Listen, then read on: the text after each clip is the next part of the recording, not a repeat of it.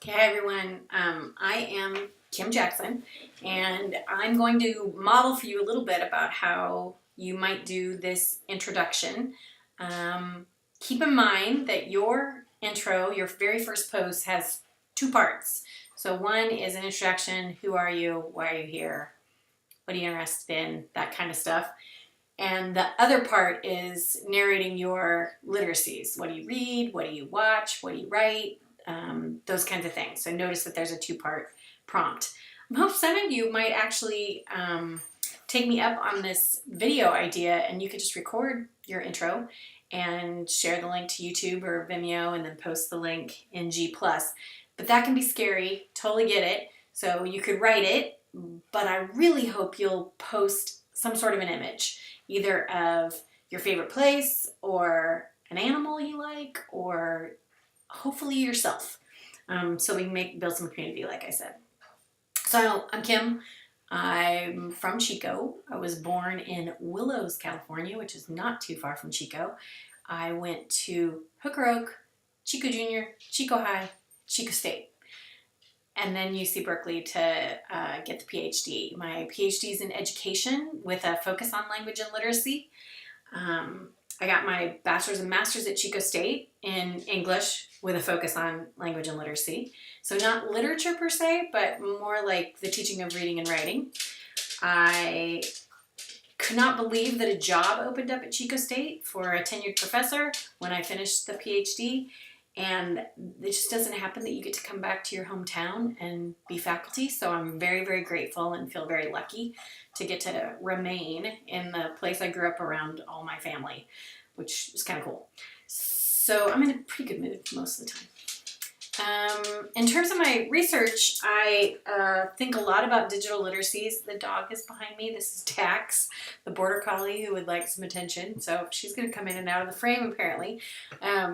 So in terms of my research, I think a lot about digital culture and digital literacies, and even dabble in a little bit of game design and game theory. I think about how video games or gaming actually has interesting design principles that we can think about for education. So for example, in a good video game, there's an idea called a do-over.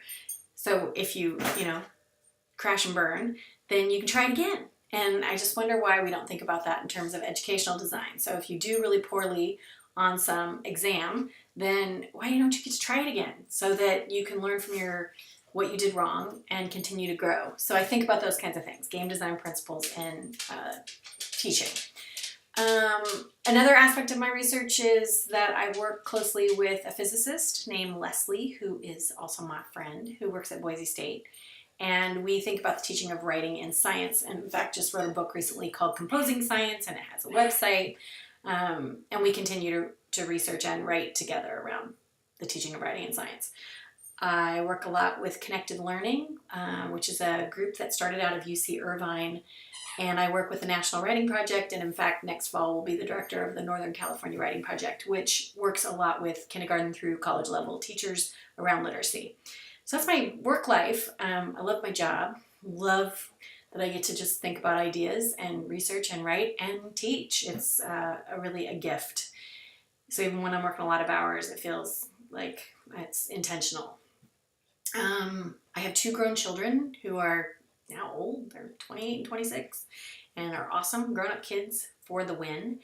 I'm happily married to a cool guy named Jeff, and marriage number 2, but for a long time, like 18 years, so we're good.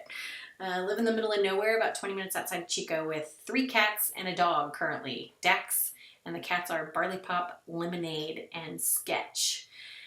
Sketch was their mom, who was this rural feral cat, and she wouldn't hang out with us. And then once the kittens were around, now she's one of the family.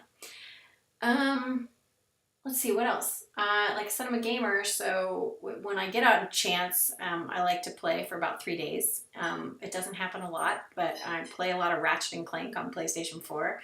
My husband and I both still have our Atari hooked up from the 80s when we were kids. And in fact, that's how we met, was talking about our Ataris. So total geeks and nerds and sci-fi nerds. I think that's it. I think that's all you need to know about me so far.